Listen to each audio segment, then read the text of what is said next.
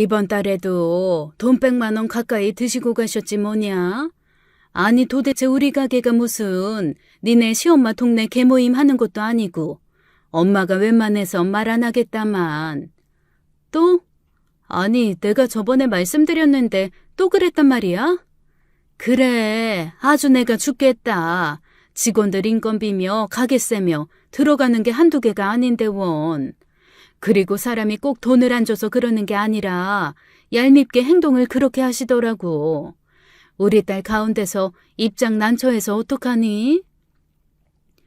아니야 엄마. 이런 거 있으면 말해달라고 했잖아. 내가 다시 한번 말씀드릴 테니까 엄마도 꼭 말해줘. 알았지? 저희 친정 부모님은 장어 구이집을 운영하고 계십니다. 정말 어려운 세월을 거쳐 이제 막 자리를 잡아서 빚도 갚고 하시는데 시어머니가 그렇게 자주 오셔서는 돈도 안 내고 당연하다는 듯이 공짜로 드시고 간다네요. 혼자 오시는 것도 아니고 단체로 여러 사람을 데리고 오시는데 너무 난감하시다고 하셨죠. 처음부터 이런 말씀을 하셨던 건 아닙니다. 친정 부모님이 워낙에 말씀도 별로 없으시고 저를 위해서 꼭 참으시는 분인데 오죽하면 제게 이런 말씀을 하셨겠어요. 그저 딸 일이라며 참고 또 참고 하고 싶은 말도 저 밑에 꾸역꾸역 눌러 담으시는 부모님은 제게는 천사 같은 분이시랍니다. 반면에 시모는 정말 불같은 성격을 갖고 계세요. 남편과 똑 닮은 화끈한 성격인데 어쩔 때 보면 속이 뻥 뚫릴 만큼 시원시원하지만 또 어떨 때 보면 예의라고는 눈을 씻고 찾아봐도 없는 스타일이죠. 사람을 앞에 두고 불편할 만큼 솔직한 이야기를 퍼부어대는 시모와 남편은 정말이지 제가 감당하기 힘든 사람들이었답니다. 얼마 전에 분명히 시모에게 조심스럽게 말씀드렸다는 게 생각이 나서 시모에게 전화를 걸었어요. 어머님, 저기 좀 죄송스러운 말씀을 드려야 할 것 같은데요. 저희 부모님 식당 가셨어요? 사람들 데리고요? 그래, 좀 갔다. 그걸 또 고세 쪼르르 너한테 얘기하디? 안 싸돈 그렇게 안 받는데 사람이 어쩜 그렇니? 아휴, 저기 그게 아니라 어머님. 나랑 내 아들이 여태껏 너한테 해준 게 얼만데 거기 식당에서 좀 먹었다고 그러는 거니? 모녀지간에 아주 뒤에서 얼마나 욕을 했을지 상상이 간다, 상상이. 그런 말씀이 아니에요. 어머님 오해세요. 그냥 조금 어머님 친구분들이 너무 당연하게 생각하시는 것 같아서 저희 부모님도 이제 막 자리 잡으신 지 얼마 안 되신 거예요. 아시잖아요. 어머님 얼마나 힘드셨는지. 사람이 자고로 어려울 때 더 은혜를 베풀라고 했다. 사람들이 어쩌면 그렇게 매정하니? 됐다. 전화 끊어라. 내 다시는 안 감아, 다시는. 제 전화에 시모는 몹시 빈정이 상하셨습니다. 한두 번도 아니고 계속해서 매월 100만 원가량 나오는 돈을 저희 부모님이 어떻게 감당하시겠어요? 장어구이집이 원래 비싼 거 다들 아실 겁니다. 두 명이서 가도 술 먹고 밥 먹으면 10만 원가량은 기본으로 나오는 곳인데 사람들 대여섯 명을 우르르 끌고 그렇게 가서 드시니 한 번 갈 때마다 몇십만 원은 나왔겠죠. 가까운 거리도 아닌데 왜 꼭 거기까지 가서 공짜로 드시고 오는지 저는 이해가 되지 않았습니다. 물론 처음부터 이랬던 건 아니었어요. 제가 남편에 비해 연애하던 당시에는 월급도 높았고 학벌도 좋았기 때문에 제게 있는 말 없는 말 해가며 잘해주시기도 하셨습니다. 시모는 음식을 굉장히 맛있게 하는 스타일이셨는데 저희 집에 가져다 주시라며 반찬을 몇 가지 만들어 주실 정도였죠. 결혼도 하지 않은 아들의 여자친구에게 이 정도로 하신다는 것은 저를 얼마나 아꼈는지 짐작할 수 있는 부분이었답니다. 우리 은혜 잡채 좋아한다고 했지? 이거 내가 일부러 넣어주려고 만든 거야.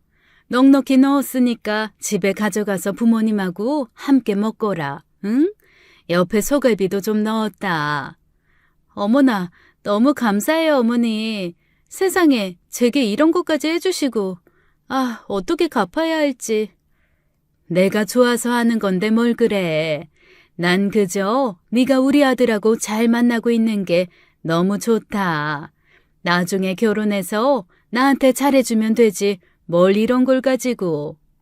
그래도요. 제 친구들은 시어머니 때문에 엄청 힘들어 하던데 저는 무슨 복을 타고났는지 모르겠어요. 잘 먹을게요, 어머니. 그리고 저 결혼해서도 정말 잘할게요. 과거의 시몬은 정말 좋으신 분이셨어요. 모든 사람들이 다 처음과 같이 같을 수는 없다지만 그래도 그저 복받은 사람이다 라는 생각을 하면서 연애를 이어나갔습니다. 남친과는 3년이 조금 넘게 연애를 했었는데 1년 넘은 시점부터는 남친 집에 왕래도 자주 했고 이렇게 반찬까지 싸주시는 날이 많았었어요. 저는 늘 감사한 마음으로 자연스럽게 남친 집에 드나들었고 때때로 좋은 선물도 해드리며 예쁨 받으려고 노력하기도 했습니다. 제가 원래 남친 집에 놀러가고 그러는 스타일은 아니었어요. 그런데 남편은 예전부터 자신의 집에 함께 가는 것을 좋아했고 그런 부분에 대해 서스럼 없이 생각을 했었답니다. 본인도 저희 집에 행사 때마다 들러서 좋은 선물도 해주었으니 저도 부담 없이 갈 수 있었던 것 같아요. 그래도 친정 부모님은 조금 걱정이 된다는 말씀은 가끔은 하셨습니다. 그래도 너무 결혼 전부터 자주 왕래하고 그런 건 조금 조심해야 되지 않겠어? 자고로 절대로 가까워지고 편해질 수 없는 관계가 시댁이라고들 하잖아. 그냥 쉽게 던진 말이 책 잡힐 수도 있더라고, 살아보니까. 에이, 엄마, 우리 어머니 그런 분 아니셔. 얼마나 쿨하신 분인데. 성격도 시원시원하시고. 그렇지 않고서 우리 집에 이렇게 반찬까지 싸주시겠어? 안 그래? 그래, 그런 부분은 정말 감사하고 고마운데 그래도 사람 일은 그런 게 아니더라고. 가장 힘든 관계가 시자 들어가는 사람들하고 관계니까 항시 조심해, 응? 우리 딸 알았지? 알았어, 엄마. 엄마 말 명심할게. 친정 엄마의 우려가 그때는 왜 그렇게 말도 안 된다고 생각을 했는지 모르겠어요. 결혼도 해보지 않은 상태로 우리 집은 아닐 것이라는 혼자만의 착각 속에 빠져 있었습니다. 남친의 집은 꽤 형편이 좋았어요. 남친 아버지가 젊었을 때부터 사업을 하셔가지고 실패도 했었지만 나름대로 건물과 땅도 갖고 계셨죠. 남친도 그 나이에 끌고 다니기 힘든 승용차를 타고 다녔고 남친 부모님은 더 좋은 승용차를 끌고 다니셨습니다. 무슨 일을 하시는지는 정확히 몰라도 아무튼 돈에 구애받지 않고 맛있는 것 사드시고 좋은 옷을 사 입으시는 걸 보니 확실히 저희 집과는 차원이 달랐던 것 같아요. 그러니 제게도 맛있는 음식도 싸주셨고 제 생일에는 아주 비싼 명품 가방도 사주셨죠. 남친 역시 씀씀이가 또래의 남자들보다 컸습니다. 먹을 때에도 고급진 음식만 찾으러 다녔고 돈 몇 푼 때문에 기죽지 말라면서 제게 항상 말을 하기도 했어요. 뭐하러 이런 걸 사 입어? 이런 옷 사 입을 거면 나한테 말을 하지. 야, 나랑 백화점 가자 지금. 왜? 이 옷이 어때서? 회사 언니도 예쁘다고 했는데 왜? 이상해? 엄청나게 없어 보여. 난 내 여자친구가 그런 이미지로 보이는 거 싫단 말이야. 오빠가 가서 명품 사줄 테니까 얼른 가자 지금. 오빠가 무슨 돈이 있어서 사. 오빠 월급이 얼마나 된다고. 됐어. 난 그런 거 싫어. 명품 입는다고 뭐 달라져? 난 그냥 지금 이대로가 좋단 말이야. 남친은 이런 스타일이었습니다. 항상 비싸고 좋은 것을 탐했고 좋은 옷만 입고 오기를 바랬죠. 명품 옷을 입는다고 사람이 명품이 되는 것도 아닌데 꼭 남친은 이런 식의 이야기를 굉장히 많이 했어요. 이런 부분 때문에 연애 기간 동안 싸운 적도 여러 번 있을 정도로 말이죠. 지방에 있는 2년제 대학을 나온 남친은 작은 생산직 회사에 다니고 있었는데 월급이 그리 많지 않았었거든요. 그런데 이렇게 명품 타령을 하고 좋고 비싼 음식만 먹으려고 하니 제가 그 부분이 별로 탐탁지가 않았답니다.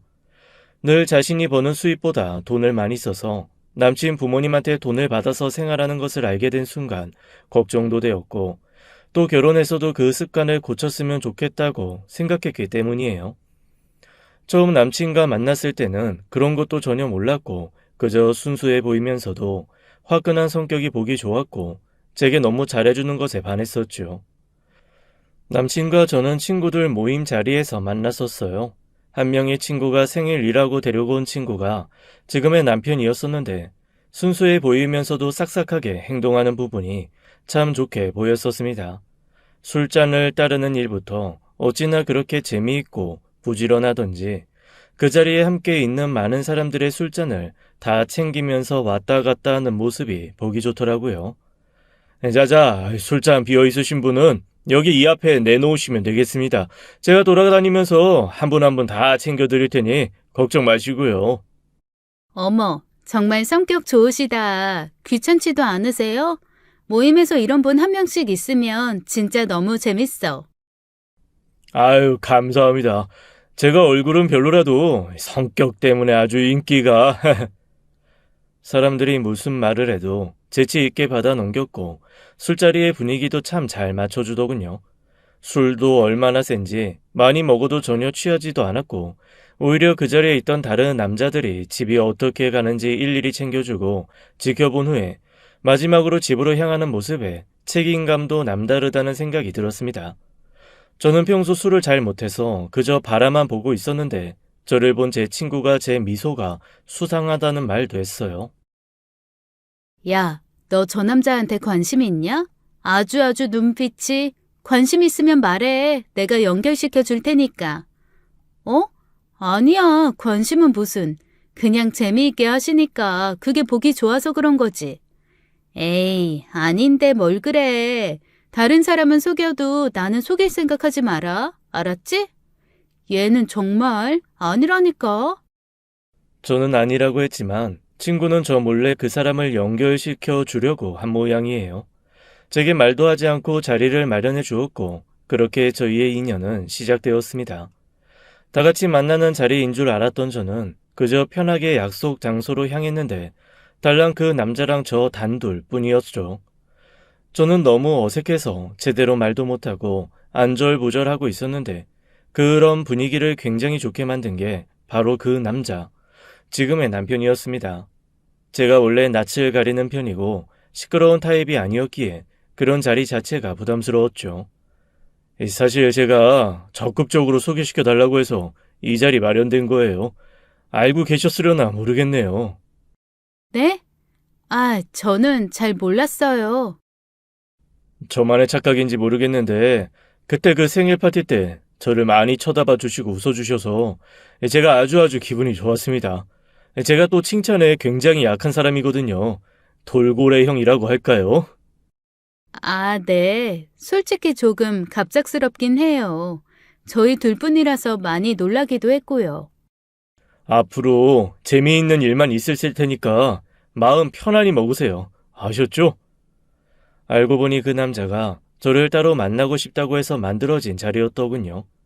그래서 그런지 어색한 분위기를 자연스럽게 만들어주려고 최대한 노력하는 모습을 보였고 얼마 지나지 않아 저도 편안하게 많이 웃고 맛있게 먹고 그 시간을 함께 보냈습니다. 그 남자는 키가 그렇게 크지는 않고 통통했는데 외모만 보기에는 약간 무서운 사람처럼 느껴지기도 했어요. 소위 말하는 조폭 같은 분위기를 연상시켰는데 입을 여는 순간 귀여운 곰돌이로 변하는 것도 순식간이었죠. 그게 바로 그 남자의 매력이었답니다. 귀엽고 순수한 면도 있었는데다 시원시원하기도 해서 분위기를 잘 이끄는 스타일. 어딜 가나 이런 남자 한 명씩은 꼭 있잖아요. 저희는 그 후로 주기적으로 연락을 하면서 지냈고 그 남자의 적극적인 구애에 연애를 하기 시작했습니다. 그 나이대에 입기 힘든 브랜드의 옷들과 꽤 좋은 자동차를 끌고 다녔던 그 남자의 집은 경제적인 여건이 좋다고 들었고 연애를 할수록 그 부분이 점점 더 드러났어요. 무슨 음식을 먹으러 갈 때에도 저한테는 절대로 계산하지 못하게 했고 가격에 상관없이 최대한 맛있는 곳을 찾아다니며 제게 최선을 다했습니다. 꼭 비싼 음식을 먹어야지 데이트를 잘하는 것은 아니었지만 그래도 그 남자의 그런 노력이 너무 좋더라고요. 저를 위해서 항상 무언가를 준비하고 돈을 쓰고 꼭 요즘 남자들 같아 보이지 않는 사람이었죠. 제가 그동안 만난 몇 명의 남자친구들을 생각하면 완전 반대의 사람이었습니다. 이전 남자친구들은 학벌이나 직업은 좋았지만 자기 돈 귀한 줄 알아서 굉장히 계산적이었고 기브앤테이크의 방식에 입각해 본인들이 사주는 만큼 저도 무언가를 해줄 것이라는 생각을 늘 하고 있었던 것 같았죠. 그런 모습을 몇 번 볼 때마다 남자들한테 정이 떨어져서 다시는 연애하고 싶지 않다는 생각까지 했었는데 이 남자는 뭔가가 달랐습니다. 또 길거리에서의 불의를 보면 못 참는 부분도 있었어요. 한 번은 늦은 저녁 어두운 골목에서 고dim증으로 되어 보이는 아이들 무리가 있었고 그 중에 한 명이 맞고 있는 것을 목격한 적이 있었습니다. 저는 그저 너무 무서워서 바로 경찰에 신고만 하고 차에 들어가자고 했는데 남친은 본인이 직접 가서 빨리 해결을 해 주어야 한다며 달려갔어요. 껄렁껄렁하고 키도 큰 남자아이들 서너 명이 함께 있는 그 무서운 곳에 남친은 겁도 없이 들어가 큰 소리를 질렀고 전혀 기죽지 않았습니다. 처음에는 그 남자애들 무리도 대들려고 하는 것 같았는데 남친이 워낙에 무서운 말투와 강단 있는 행동을 보여주며 경찰이 오고 있다고까지 말을 하자 그 무리는 도망을 가더군요. 얼마 되지 않은 그 시간 동안 저는 차 안에서 얼마나 무서웠는지 모릅니다. 결국 괴롭힘을 당하던 그 남자 학생을 경찰에 인계하고 저희는 집으로 돌아가는데 그때 진짜 남친이 멋진 사람이라는 생각이 들었네요. 그날 이후 저는 은근히 남친의 일에 대해서 주변에 자랑을 하고 싶어졌고 제 부모님과 친한 친구들에게 조용하게 다 말해주었답니다. 부모님은 그런 남친을 궁금하다고 말씀하셨고 자연스레 만남이 성사되었어요. 직업이나 학벌이 좋은 건 아니었지만 그래도 사람 하나 정의롭고 착하다면서 엄마는 허락을 하셨는데 아빠는 이상하게 조금 다른 의견을 말씀하시기도 하셨습니다. 글쎄, 아이 좋은 사람인 건 맞는 것 같은데 젊은 나이에 일 열심히 할 생각 안 하고 부모한테 손 벌리는 거, 난 그거 별로인 것 같다. 아무리 집에 돈이 있어도 나는 그렇게 가르치지는 않은 것 같은데 말이야. 아, 니네 나이가 어린 것도 아니고 앞으로 만나다가 결혼도 생각하게 될 텐데 3살 버릇 80까지 간다는 말이 있지 않냐? 그래도 시댁이 잘 살아서 뭐 물려받고 그러면 좋은 거 아니야? 평생 회사 다녀도 좋은 집 하나 사는 게 하늘의 별 따기라고 하잖아, 아빠. 이 아빠는 워낙에 물려받은 게 없어서 혼자 다 이루려고 하다 보니 지금까지 어렵게 살고 있기는 하다만 이 아빠가 생각하는 책임감 있는 남자는 아닌 것 같아서 걱정돼서 하는 말이야. 걱정하지 마, 아빠. 내가 그런 건 잘 알아서 얘기할게. 남자는 여자하기 나름이라잖아요. 아빠의 걱정은 미뤄두고 저희는 계속해서 만남을 이어갔습니다. 그리고 1년이 지나게 된 어느 날 남친의 어머니도 만나게 되었죠. 남친과 너무나도 비슷한 외모와 똑같은 풍채를 가지신 남친 어머니는 첫 만남에서도 성격이 워낙 화끈하셔서 제가 불편할 틈이 없었던 것 같아요. 더군다나 다소곳한 저를 보면서 너무 마음에 쏙 든다며 예쁘다는 표현도 많이 해주셨습니다. 어머나, 정말 너무 마음에 든다, 아가씨. 어쩌면 이렇게 다소곳하고 예뻐? 내가 성격이 워낙에 불같아서 아가씨 같은 사람이 너무 좋거든. 아이고, 예뻐라. 우리 아들은 능력도 좋네. 어디서 이렇게 예쁜 아가씨를. 아니에요. 좋게 봐주셔서 감사합니다. 저 많이 부족한 사람이에요. 에이, 세상에 완벽한 사람이 어디 있다고. 우리 아들보다 더 좋은 대학도 나오고 직장도 좋고 내가 다 얘기 들었어요. 요즘 내가 바랄 게 없어. 너무 기분 째진다. 화통한 남친 어머니는 고급스러운 한우집에서 가장 비싼 고기를 넉넉하게 시켜서 직접 구워 주시기까지 하셨습니다. 3형제가 있는데 장애가 있는 큰아들 때문에 걱정이 많다는 이야기도 하시면서 집에도 놀러 오라고 하셨죠. 남친에게 자세히 들어보니 남친이 둘째이고 위아래로 남자 형제가 있는데 형이 살짝 자폐를 앓고 있다고 하더군요. 복지관도 다니고 병원도 다니고 하는데 자폐라는 것이 평생 낫지 않는 병이다 보니 평생 마음 고생을 하고 있는 중이라고도 했습니다. 그런 이야기를 하는 남친을 보니 안쓰러운 마음까지 들었어요. 형 때문에 학교 다닐 때 놀림도 받고 그래서 자신은 더욱 강한 척 크게 행동하고 그럴 수밖에 없었다는데 제 눈에서는 눈물까지 고일 정도였습니다. 몇 달 후 저는 남친 어머니의 성화에 남친 집에 놀러가게 되었고 남친의 형제들도 만날 수 있었어요. 특히나 남친 위에 장애가 있는 형도 보았는데 정말 티 없이 맑은 영혼을 가지신 분이었죠. 90도로 숙이며 제게 인사를 하고 저를 빤히 쳐다보면서 웃어주는 그 모습이 어린아이 같아 보이더군요. 아주 심한 상태는 아니라서 일상적인 생활이 가능했고 의사소통도 원활했습니다. 남친 집은 꽤 넓고 고급스러운 가구들로 가득 차 있었어요. 조금 오래된 집이긴 했지만 남친 어머님의 성격대로 무언가 시원시원한 느낌이었다고 하는 게 맞는 것 같습니다. 남친 아버지는 중국 쪽에서 일을 하고 계신다고 해서 그 자리에는 안 계셨는데 가족 사진을 보니 온 가족이 참 비슷하게도 생겼더군요. 그날 남친 어머니는 상다리가 휘어지도록 음식을 차려주셨고 집에 가는 길에 소갈비 세트도 손에 들려주시며 저희 부모님께 챙겨드리라고 하셨습니다. 딱 보기에도 엄청 비싸 보이는데 어찌나 감사하던지 몸둘 바를 모르겠더군요. 저희 부모님은 그 고기를 받고 나서 부담스럽다고 하셨는데 사실 저희 집이 얼마 전에 장사를 한번 접고 타격이 좀 있어서 많이 어려운 상태였답니다. 그래서 그 고기에 상응하는 무언가를 보답하기가 힘들어서 속상하셨던 것 같아요. 그 마음 저도 충분히 이해하고 있었는지라 뭐라 말도 못하고 참 저도 마음이 좋지 않았답니다. 그 후로도 남친은 자신의 집에 자주 들리길 원해서 가끔씩 들렸는데 남친 어머니가 그렇게 잘해주실 수가 없었어요.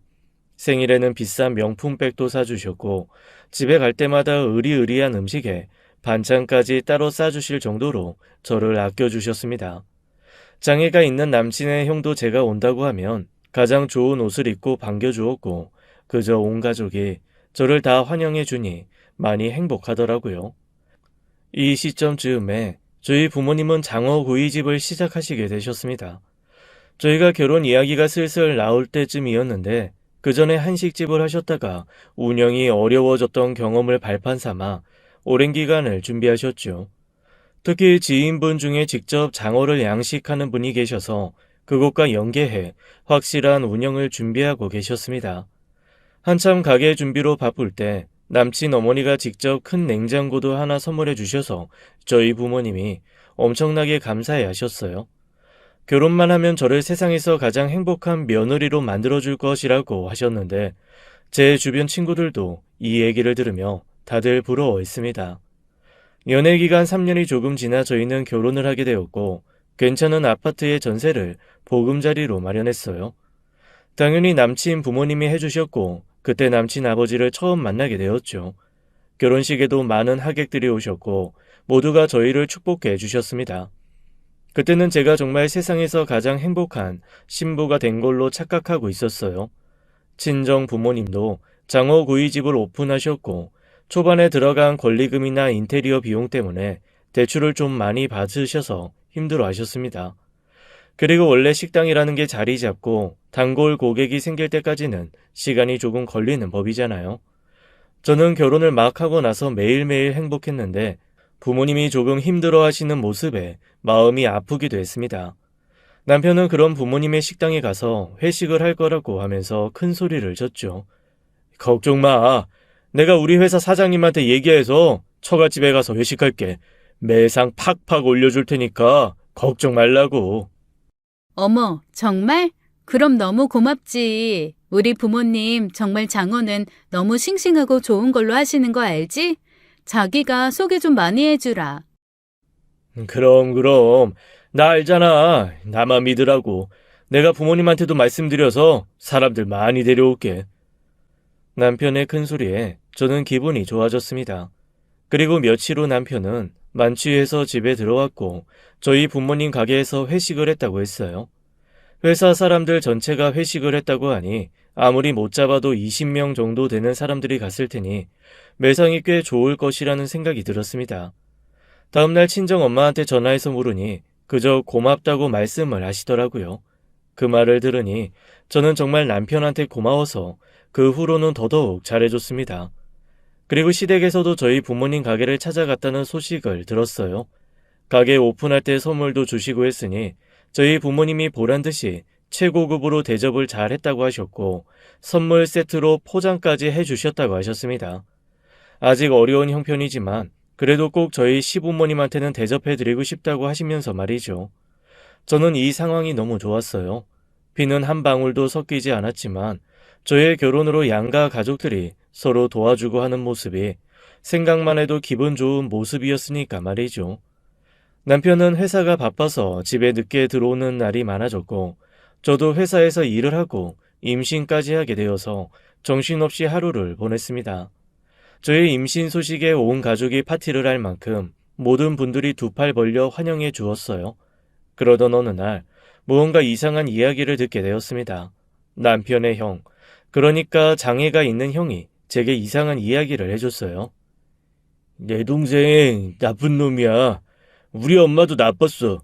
재수 씨 두고 자꾸만 다른 여자 만나. 네? 아주버님, 그게 무슨 소리예요? 꿈꾸셨구나. 우리 아주버님 어떤 꿈인데 그래요? 안 좋은 꿈이에요? 그 여자 사촌 동생 아니야. 나한테 자꾸만 사촌 동생이라고 거짓말해. 나쁜 놈이야. 나쁜 사람은 벌 받아야 돼. 아주버님, 그게 무슨 말씀이세요? 네? 자세히 말해보세요. 우리 엄마랑 내 동생 정말 나빴어. 나한테 거짓말 시키고 재수 씨도 속였어. 나쁜 사람들이야. 경찰서 가야 돼. 자폐 장애를 갖고 있었기에 아주버님이 하는 말씀 전부를 믿지는 않았지만 그래도 무언가 확실한 말투로 말씀을 하셔서 이상한 느낌이 들었습니다. 남편과 시모에게 슬쩍 물어봤는데 아주버님이 이상한 거니까 신경 쓰지 말라고 말을 할 뿐 전혀 제 말을 귀담아 듣지도 않으시더라고요. 저는 의심이 계속되었지만 딱 무슨 증거도 없었기에 더 이상은 아무런 말도 하지 못했습니다. 아이를 낳고 한참 정신이 없을 때쯤 친정 엄마에게서 조심스레 전화가 왔어요. 저기 말이야, 박서방 요즘 일찍 잘 들어온다니? 어? 갑자기 엄마가 그건 왜? 아니, 저기, 안사돈이 몇 번 가게에 와서 식사하시면서 하는 얘기를 들은 것 같아서 내가 정신없어서 잘못 들었을 수도 있는데 말이야. 우리 시어머니가 가게에 가셨었어? 나는 못 들었는데. 언제? 무슨 얘기했는데? 아니 뭐 둘째 아들이 부인도 있고 애도 있고 애인도 있고 다 있다고 막 웃으면서 사람들하고 그러는 것 같아서 내가 잘못 들었겠지. 설마 아니 자기 아들 바람 피우는 걸 얘기하겠니? 안 그래? 에이 엄마 그게 무슨 소리야. 그것도 사돈 가게까지 와서 그런 얘기 뭐하러 하시겠어. 요즘 엄마 매상 좀 많이 올랐겠네. 우리 어머님이 손이 크시잖아. 사람들 데리고 몇 번 가셨으면 꽤 괜찮았을 텐데. 응, 그렇지 뭐. 그래 알았다. 몸조리 잘하고 엄마가 조만간 시간 내서 한번 가마. 이만 끊는다. 친정 엄마는 시모가 사람들을 데리고 가게에 찾아와 이상한 얘기를 하는 것 같다고 말씀하셨어요. 저는 저희 가게에 가신다는 것도 전혀 몰랐는데 거기 가서 말도 안 되는 얘기까지 하셨다니 너무 황당하고 어이가 없었죠. 그날 밤 남편을 붙들고 이런저런 이야기를 하면서 넌지시 물었더니 저희 부모님 가게에 몇 번이나 간 것도 맞고 공짜로 다 얻어먹었다는 말도 했습니다. 뭐? 다 공짜로 먹었다고? 회사 회식인데 왜 공짜로 먹어? 말도 안 돼. 사람이 몇 명인데. 아니, 우리 엄마가 이 정도는 장모가 해줄 수 있는 거 아니냐면서 그런 데서 돈 받고 하면 내 체면만 깎인다고 했거든. 솔직히 그것도 맞잖아. 내 체면이 있지 어떻게 돈을 받냐? 그건 당신 생각이고. 아니 밥을 먹었으면 밥값을 내는 건 당연한 건데 왜 그렇게 생각을 해?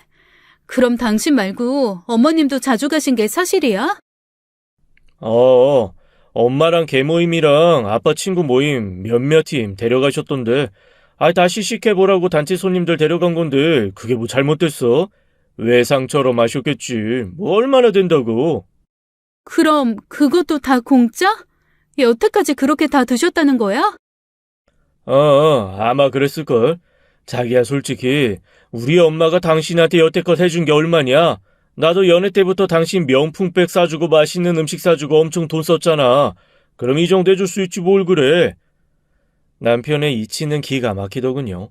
제가 그동안 음식을 얻어먹고 선물도 받았으니 저희 부모님 가게에서 먹는 걸 당연하게 생각한다고 했습니다. 처음 한두 번은 그럴 수 있다고 쳐요.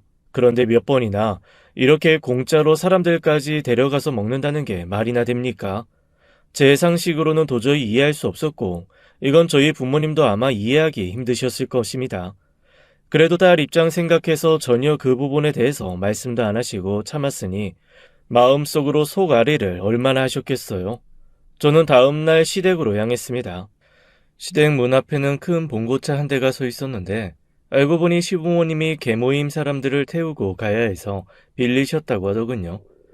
저는 조심스럽게 저희 친정 부모님 가게 사정이 좋지 않다는 말씀을 드렸습니다. 어머님, 아직 저희 친정 가게가 잘 운영되는 건 아니에요. 그래서 드리는 말씀인데, 저희 가게 가실 때 결제 좀 부탁드려도 될까요? 어머나, 뭐라고? 니네 엄마가 돈 내고 먹으라고 하디? 어? 그까짓 돈 몇 푼이나 된다고. 그렇게 안 받는데 엄청 생색내시네. 아니요, 그게 아니라 이 얘기도 애기 아빠한테 들은 얘기예요. 오해 안 하셨으면 해요. 그냥 너무 대출을 많이 받아서 시작하신 장사라서 제가 걱정돼서요. 내가 그런 건 다 알아서 하는 거다. 알겠냐? 너는 어른들이래 신경 끄거라. 사람이 너무 그렇게 매정하게 하면 있던 복도 없어지는 거다. 시모는 제 말을 듣고도 단칼에 거절하셨습니다. 그리고는 잠시 후 시모의 집에 하나둘 손님이 들이닥치기 시작했죠. 오늘 개인 모임으로 다 모이라고 해서 한 차로 식당을 간다고 하시더라고요. 다음날 저는 친정 엄마에게 전화를 걸었는데 어제 시모가 다녀갔다고 하셨고 어제 그 봉고차로 모인 사람들이 다 저희 친정 가게로 향했다는 것을 알게 되었습니다. 어림잡아도 10명이 넘었는데 장어구이집에서 먹으면 최소 50만 원 이상은 나올 텐데 계산은 하셨는지 몹시 궁금해졌죠. 친정 엄마는 처음에는 절대로 그 대답을 해주지 않으셨습니다. 하나밖에 없는 딸이 혹시라도 시댁에서 대접을 잘 받지 못할까 걱정이 되셨는지 아무 말도 못하셨을 친정 부모님의 모습이 상상이 되어 기분이 정말 좋지 않았어요. 제가 직접 가게에 찾아가서 전날의 매출에 대해 확인을 해보고 그러니 마지못해 말씀해 주셨습니다. 그리고는 여태껏 단체 손님들을 데려오셔서 외상이라고 웃으면서 나가시는 그 모습이 너무 보기 힘드셨다고도 했어요. 한두 번도 아니고 마치 자신의 가게처럼 식당 안에 주방까지 들락거리고 장어가 있는 수족관까지 사람들을 끌고 가 구경시켜 주셨다고 합니다. 이 얘기를 다시 어떻게 꺼내야 시모가 이해해 주실지 밤에 잠도 못 자고 고민을 하고 또 했습니다. 아무리 생각해도 혼자서는 결론이 나지 않아 남편에게 물어보았어요. 그런데 남편의 태도가 뭔가 달라진 게 느껴졌습니다. 매우 날카롭고 차갑게 저를 전혀 이해하지 못하겠다는 듯 말하더군요. 아니, 당신은 그 푼돈 몇 푼 때문에 계속 이러는 거야? 장인 장모님이 그렇게 돈 아깝대? 장어가 그렇게 주기 싫다고 하시냐고. 도대체 뭐 때문이냐고. 돈 내면 될 거 아니야, 돈 내면. 그거 참 사람을 뭘로 보고 되게 지랄이네. 뭐? 여보, 당신 지랄이라니. 그게 무슨 말이야? 그리고 푼돈? 내가 어림잡아 계산해도 몇 번만 왔다 갔다 하면 금방 100만 원이 가까워지는데 어떻게 그렇게 말을 할 수가 있어? 아이씨, 그래서 내가 있는 집 여자애 만나려고 했는데 짜증나 정말. 우리 엄마가 너 되게 이상하고 어이가 없대. 무슨 말인지 알아? 대학만 잘 나오면 뭐해? 돈을 쓸 줄 모르고 베풀 줄 모르는데. 남편은 몇 년 사이 정말 많이 변한 것 같았습니다. 요즘 제게 너무 뜸하고 매번 늦게 들어오는 것 같더니 변해도 너무 변한 것이 느껴지더군요. 서글픈 마음에 눈물까지 나와버리는데 제가 눈물 흘리는 모습이 또 보기 싫다며 남편은 홀랑 밖으로 나가버렸습니다. 그리고 그날 밤 시모에게 전화가 와서 어마어마한 잔소리를 듣게 되었죠. 자기는 자식을 그렇게 안 키웠느니 제게 해준 것이 얼마인데 이런 태도로 나오냐는 등 저희 부모님이 그렇게 시켰냐는 등 성격대로 정말 시원시원하게 다 내뱉으셨습니다. 세상에 저는 혼자가 된 것 같았어요. 누구보다 저를 믿어주고 제 편이 되어주어야 할 남편에게 이런 대접을 받으니 진짜 살기 싫을 정도였습니다. 답답한 마음에 친정 엄마에게 전화를 걸어 시모가 가게에서 먹고 간 돈이 얼마나 나왔는지 꼬치꼬치 캐물었어요. 이걸 알아야 저도 남편과 시댁에게 더욱 당당하게 이야기할 수 있을 것 같았죠. 친정엄마는 그제서야 이번 달에도 100만 원이 넘는 금액을 외상으로 먹고 가셨다고 했습니다. 시모에게 말씀을 드려도 도무지 고쳐지지 않았고 오히려 그걸 당연한 자신들의 권리쯤으로 생각한 게 저는 이해가 되지 않았어요. 그 후 며칠 동안 밥도 제대로 못 먹고 남편과 여전히 냉정 중이었죠. 저는 이 상황이 너무 싫어서 조심스레 시댁으로 향했고 다행히 시댁에는 시모의 차가 있었습니다. 시부는 또 중국으로 일을 하러 가셨던 상황이라 시모와 자패를 가진 아주버님 뿐이었죠. 용기가 나지 않아 현관문 앞에 서 있는데 아주버님이 문을 열고 나오셨고 뭔가 집안 분위기가 이상하다는 것을 느낄 수 있었습니다. 아주버님은 제게 조용히 하라는 입모양을 했고 힐끔 현관문 사이를 쳐다보니 남자 신발과 남자의 큰 목소리가 들려왔어요. 아주버님은 엄마가 말하면 큰일 날 줄 알라고 했다면서 어떤 한 남자의 존재를 말해주었는데 대충 얘기를 들어보니 시모의 애인쯤 되는 것 같았습니다. 슬쩍 보기에도 시모보다 10살이 넘게 어려 보이는 그 남자는 시모에게 돈을 달라고 막 소리를 지르면서 집안을 시끄럽게 하고 있었어요. 그러면서 그때 갔던 장어구이집도 시모 거인 줄 알았는데 실망을 했다는 이야기까지 했습니다. 장어집 당신 거라면서 돈 준다며? 내가 네 남편 중국 가서 가짜 물건 만들어 파는 거 모를 줄 알아? 나 이렇게 실망시키고 속이고 그러면 당신도 끝이야. 아, 나 사랑한다며? 그럼 왜 안 줘? 나랑 같이 있는 영상 내가 갖고 있는 게 한두 개인 줄 알아? 그러니까 좋은 말 할 때 돈 내놔? 시모와 그 남자는 서로 엄청나게 실갱이를 하고 있었고 저도 모르게 그 모습을 동영상으로 촬영했어요. 들어보니 둘 사이가 꽤 오래된 것 같았고 시부가 중국에서 한다는 일에 대해서도 알게 되었습니다. 불법적인 일을 하고 있었기에 경찰에 신고를 하면 바로 징역살이를 할 정도였나 봐요. 그걸 빌미로 그 낯선 남자는 시모를 협박하고 있었고 장어구이 집도 내놓으라고 큰 소리를 쳤습니다.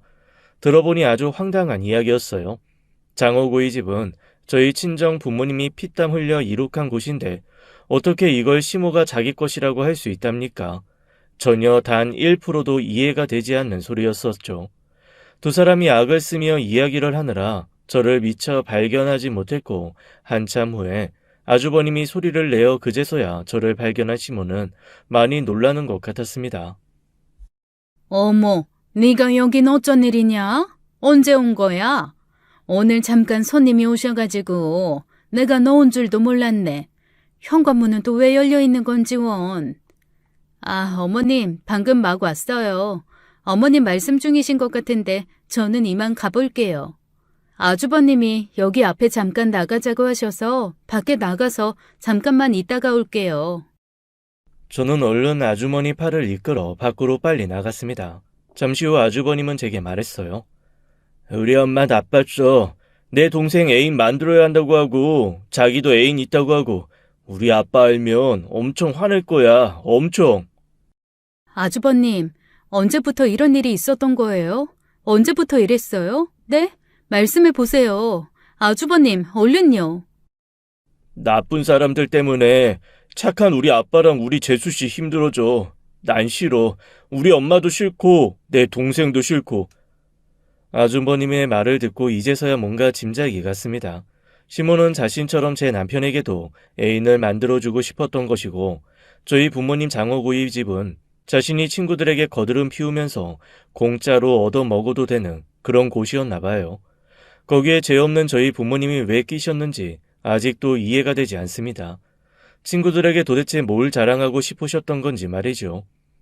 저는 그 후로 제 남편에 대해서도 알고 싶어졌습니다.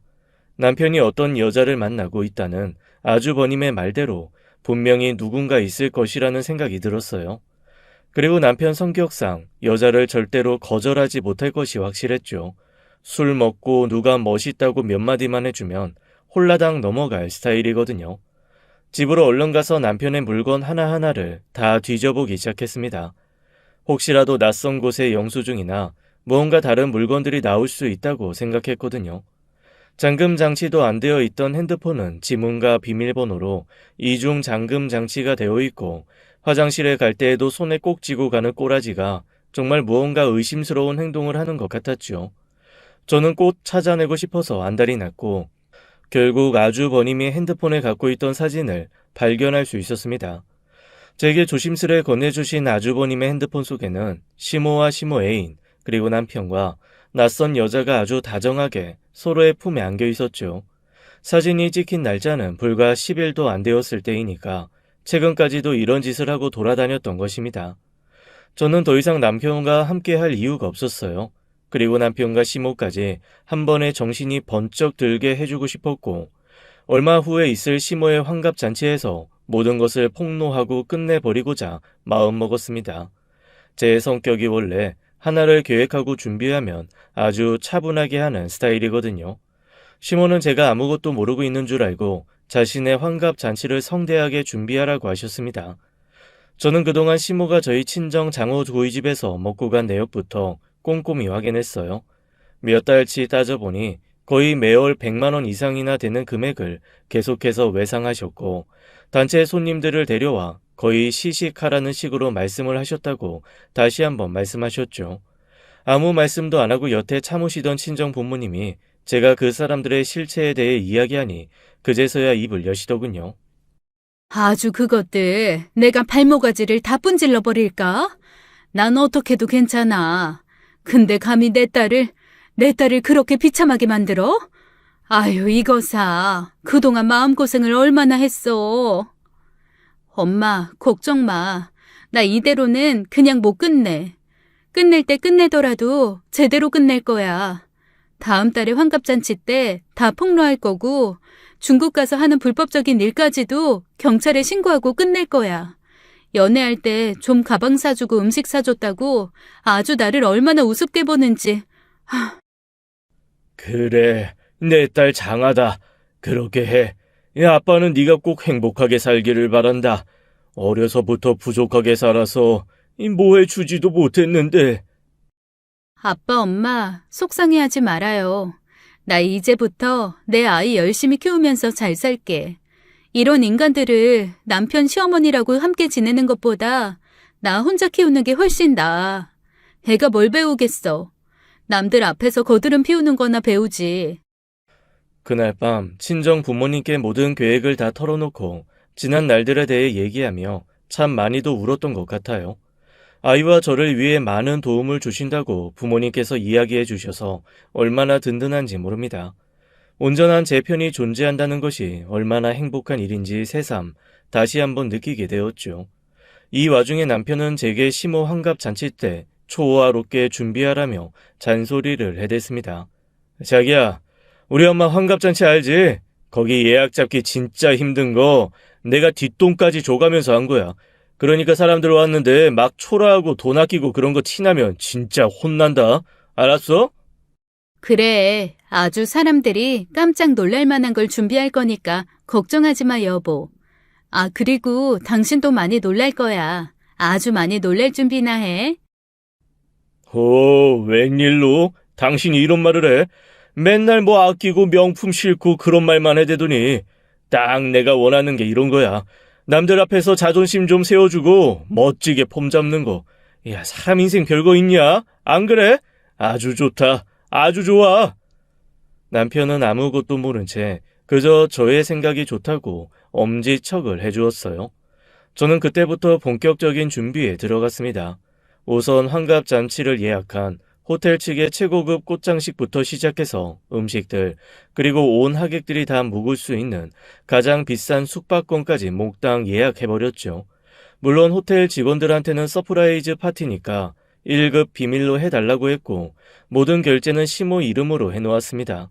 그리고 아주버님에게 더 많은 자료들을 받아서 제 남편이 불륜을 저지르고 있다는 확실한 증거를 마련해 두었어요. 또 시모 역시 남편과 같이 불륜을 저지르고 정기적으로 돈을 보내준 증거도 모아두었고 저희 친정 부모님 식당에 와서 외상으로 먹고 간 음식 영수증까지도 모두 모았습니다. 마지막으로는 시부가 중국에서 몰래 하고 있는 사업에 관해 경찰에 신고를 해놓고 환갑잔치를 진행시켰어요. 남편과 시모에게 연락처를 물어 먼 일가 친척들까지 모조리 다 환갑잔치에 초대를 하였고 저희 부모님도 떡하니 가장 앞자리에 앉아달라 말씀드렸죠. 환갑잔치를 며칠 앞두고는 남편이 출장 간 사이를 틈타 집에 있는 제 짐과 아이의 짐을 싸서 친정에 가져다 두었고 시댁에서 주신 반찬이며 고기며 싹 다 갖다 버려버렸습니다. 그동안 이 집에서 남편과 함께 부비며 살았던 세월이 역겨워서 미쳐버릴 것 같았죠. 그렇게 좋았던 남편이었는데 한번 배신을 당하고 나니 세상 그 누구보다 더 증오하게 되더군요. 친정에서 마지막 준비를 마치고 드디어 환갑잔치 당일 시부모님은 가장 비싼 명품 옷을 입고 미용실에서 곱게 단장까지 마치신 후 나타나셨습니다. 어머나 세상에, 우리 며느리가 이 시애미를 위해서 이렇게나 준비를 많이 했어? 꽤 비쌀 텐데 어째 이런 돈을 쓸 생각을 했대? 예뻐 죽겠다 아주. 마음에 드세요? 기대해 주세요, 어머님. 앞으로 더 많은 걸 보여드릴 테니까요. 어머, 또 뭘 준비했어? 오늘 우리 친척들까지 싹 다 불렀다면서? 난 아무래도 며느리 복이 엄청 많은 사람인가 보다. 시모는 그저 좋아서 입이 귀에 걸리셨고 그 모든 비용도 제가 당연히 낼 것이라는 생각을 하고 계신 것 같았습니다. 잠시 후 환갑잔치의 시작을 알리는 멘트가 나왔고 사람들도 모두 자리에 앉아서 제가 섭외한 사회자를 주목하고 있었어요. 저는 미리 사회자를 섭외해서 순서를 다 정해두었고 축사에 이어 축하 동영상을 틀어주는 시간을 가졌습니다. 동영상에는 시부모님의 모습이 잠깐 나오다가 시모가 애인과 주고받는 이야기들이 담긴 영상으로 넘어갔고 이어서 남편이 불륜여와 찍은 사진들, 아주버님의 증언까지 싹 나왔어요. 사람들은 웅성대기 시작했고 시모는 너무 놀라서 소리를 버럭 지르셨습니다. 야, 이게 뭐야? 도대체 이게 뭐 하는 짓거리야? 어? 이게 정말 미쳤나? 이거 우리 며느리가 아주 작정하고 사람 하나 죽이려고 만들었나 봐요. 여러분, 다 가짜예요, 가짜. 어머님, 환갑 축하드립니다. 그동안 단체 손님들 데리고 저희 친정 장어구이 집에 가서 시식하려고 하시면서 매달 100만 원씩 넘게 쓰신 비용은 오늘 환갑잔치 비용에 더해서 청구서에 넣었어요. 그리고 하객분들은 최고급 스위트룸에서 묵으실 수 있는 숙박권이 답례품으로 준비되어 있으니 절대로 그냥 가지 마시고 숙박하고 가세요. 뭐라고? 이게 정말 무슨 소리를 짓거리는 거야, 어? 그리고 아버님, 곧 경찰이 올 거예요. 아버님이 하시는 일 그거 알아보니 다 불법이더라고요. 같은 업계에서 일하시는 분도 아버님이 경찰에 찔러서 징역 살게 하셨던데 맞죠? 이번에는 아버님이세요. 그리고 내 남편. 넌 딴 년하고 밖에서 그러고 다닐 건데 왜 나랑 사니? 이혼해 줄 테니까 위자료나 내놔. 너 일로 와봐. 오늘 나한테 한번 혼나볼래? 이게 정말 미치고 돌았나, 어? 이게 진짜? 남편과 시부모님은 몹시 흥분한 상태로 저를 막 잡아서 어떻게 하시려고 하는 것 같았어요. 그때 앞에 앉아 계셨던 친정 부모님이 나오셔서 시부모님을 가로막으셨고 곧이어 아주버님 역시 제 편을 들어주었습니다. 엄마 나빠. 내 동생도 나빠. 둘 다 나빠. 나한테 맨날 거짓말만 시키고 재수씨 불쌍하고 좋은 사람이야. 그러니까 그만해, 그만. 아이고 이놈아. 똥인지 된장인지 구분도 못하는 장애인 놈 같으니라고. 넌 누구 편이냐 도대체. 이 엄마 속으로 어쩜 저런 애를 낳았는지 모르겠어. 순식간에 연회장은 아수라장이 되었고 곧이어 경찰이 들이닥쳤습니다. 시부의 이름을 부르면서 경찰서로 끌고 가려고 하자 갑자기 시모는 납작 엎드렸죠. 경찰 여러분들, 잠깐만요. 저기 잠깐만, 뭔가 오해가 있으신 것 같아요. 비키세요. 이거 공무방해죄입니다. 얼른 비키시고 조사받고 말씀하세요. 아이고, 안 돼요. 이 사람 잡아가지 마세요. 다 먹고 살자고 하는 건데 이렇게까지 하시면 어떡해요. 아이고, 안 됩니다. 안 돼요. 시모는 납작 엎드려 울기까지 하더군요. 아마 그것도 다 연기였을 겁니다. 시모가 얼마나 대범한 사람인데 경찰이 잡아간다고 엎드려서 울기까지 하겠어요. 저는 그런 시댁 식구들이 하나도 불쌍하지 않았고 오히려 마음이 너무 통쾌했습니다. 사람들은 하나둘 연회장을 빠져나가 버렸고 준비한 과일이며 음식들은 그대로 남아 있었죠. 호텔 관계자들이 찾아와 무슨 일이냐고 물었고 저는 친정 부모님과 함께 그곳을 빠져나오려고 했습니다. 그런데 그 찰나 제 뒤통수에 머리끄댕이를 잡는 사람이 있었어요. 바로 제 남편이었죠. 욕설을 퍼부으면서 절대로 그냥 가지 못한다고 했습니다. 이년아 어딜 도망가? 네가 이러고도 사람이냐? 어? 너 지금 그깟 장어 몇 푼어치 먹었다고 이 대단한 꼴을 저지른 거야? 그런 거야? 아주 없는 년들이 더한다니까. 그렇게 퍼주고 했더니 쥐가 몰아도 되는 것처럼 야 장어값 주면 될 거 아니야? 얼마냐? 얼마냐? 그래, 이 돈만 많은 무식한 놈아. 그깟 장어값? 우리 부모님은 피땀 흘려 번 돈으로 빚까지 내서 차린 곳이야. 함부로 말하지 마. 감히 그런 신성한 곳에 너 같은 놈이 딴 년을 데리고 함께 갔다는 사실이 정말 우리 부모님을 기만한 걸로밖에는 안 보여. 얼마나 우리 집을 우습게 봤으면. 도대체 어디까지가 진실인 놈이냐? 이 녀석이 알감이 어디서 내 딸 머리채를 휘어잡어? 너 오늘 나한테 한번 죽어볼래? 옆에서 보고 있던 친정아빠는 더 이상 참지 못하겠다는 듯이 제 남편 팔을 확 낚아채서 던져버렸고 뒤이어 보기 좋게 주먹으로 얼굴도 한 대 내리쳤습니다. 남편은 친정아빠에게 한 대 얻어맞고 씩씩거리며 분이 풀리지 않는다는 듯이 서 있었다가 시부가 경찰에 의해 연행되는 모습을 보고는 불이 나게 그곳으로 달려가 버렸어요. 시모 역시 시부와 경찰을 따라 울며 불며 매달리는 그 순간 호텔 직원이 시모에게 오늘 잔치의 비용 청구를 했죠. 제가 사정을 이야기한 후 최소한의 계약금을 보냈고 모든 것을 다 시모의 이름으로 결제를 떠넘긴 상태였거든요. 호텔 숙박권까지 얹혀졌으니 아마도 엄청나게 많이 나왔을 겁니다. 결혼식장에서나 쓸 법한 고급 생화 장식만 해도 그 금액이 어마어마했으니 말이죠. 사람이 대로 주고 말로 받는다는 말이 있듯이 저희 부모님 가게에서 그렇게 외상으로 처먹었으니 본인도 그에 맞는 대가는 치러야 맞는 것 아니겠어요? 제대로 한 방 얻어맞은 시댁 식구들을 뒤로 한 채 저는 그곳을 빠져나왔습니다. 친정 아빠의 차를 타고 함께 나오는데 시원섭섭한 것이 얼마나 마음이 복잡했는지 몰라요. 눈물도 났다가 또 한숨도 났다가 10년 묵은 채증이 내려가는 듯한 기분도 들었다가 사람의 감정이 정말 묘했죠. 그날 이후 시부는 경찰의 수사를 받고 징역형을 살게 되었다고 합니다. 시모가 저희 친정 가게를 찾아와서 그릇을 던지고 이것저것 내던지면서 난장판을 만들었다고 하는데 경찰을 불러 내쫓아 버렸다고 하시더라고요. 남편 역시 저 같은 여자에게 저주가 내려질 것이라면서 말도 안 되는 소리를 짓거리길래 남편이 저지른 죄에 대해서 똑똑히 일러주었습니다. 이 나쁜 놈아. 니네 집이 저지른 죄는 불륜, 그리고 돈 안 내고 그냥 튀었으니 절도, 그리고 불법적인 일을 한 거는 국민들 상대로 사기. 더 이상 무슨 말이 필요해? 돈 있으면 아이 양육비나 제때제때 보내고 앞으로는 제발 정신 차리고 사람처럼 살길 바래. 아이가 나중에 커서 너를 삭제하고 싶지 않을 정도로만 제발 살아줘라. 길지 않았던 결혼 생활이었지만 참으로 많은 일들을 겪은 것 같아요. 남들은 평생 겪지 않을 법한 일을 몇 년 사이에 다 겪어버리고 나니 앞으로는 무슨 일이 일어나도 크게 놀라지 않고 잘 살 수 있으리라 생각해 봅니다.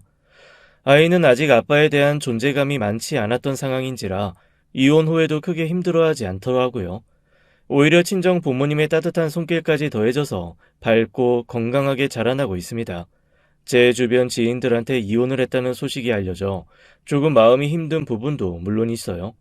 하지만 그 누구도 저 같은 상황에서는 이혼을 선택하지 않을 수 없었을 겁니다.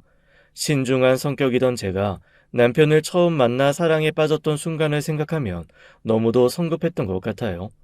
이게 다 이렇게 결혼으로 맺어지려고 콩깍지가 씌어진 것이겠죠. 앞으로 정신 똑바로 차리고 더 열심히 살아야 할 것 같습니다. 제가 또 그 누구를 만나 다시 사랑할 수 있을지는 모르겠지만 그래도 무엇이든 두려워하지 않고 살아가고 싶어요. 그러다 보면 언젠가는 좋은 사람이 나타날 수 있을 거라 믿으면서 말이죠. 아참, 자폐를 앓고 있던 시아주버님은 가끔씩 저희 친정 부모님 가게에 와서 알바를 하고 있습니다. 시모도 다 알고 있지만 차마 말릴 수가 없나 봐요. 자폐 장애인의 특징 중 하나가 고지의 불통이라고 하더니 딱 맞는 것 같습니다. 그렇게 이렇게라도 사회적으로 뭔가 일을 할 수 있는 아주버님이 저는 그저 대견하다고 생각하고 있어요. 어쩌보면 아주버님이 저의 새로운 인생에 도움을 많이 주신 분인지라 알바비도 아주 후하게 쳐드리고 있습니다. 아직도 저를 보며 착한 재수씨, 예쁜 재수씨라고 불러주는 맑은 영혼의 아주버님과는 앞으로도 이렇게 관계를 지속해 나갈 생각이에요. 제 이야기 끝까지 들어주셔서 감사합니다. 지금까지 사연 읽어주는 남녀였습니다. 끝까지 함께 해주신 여러분 감사드리며 저희는 다음 사연으로 돌아올게요. 감사합니다.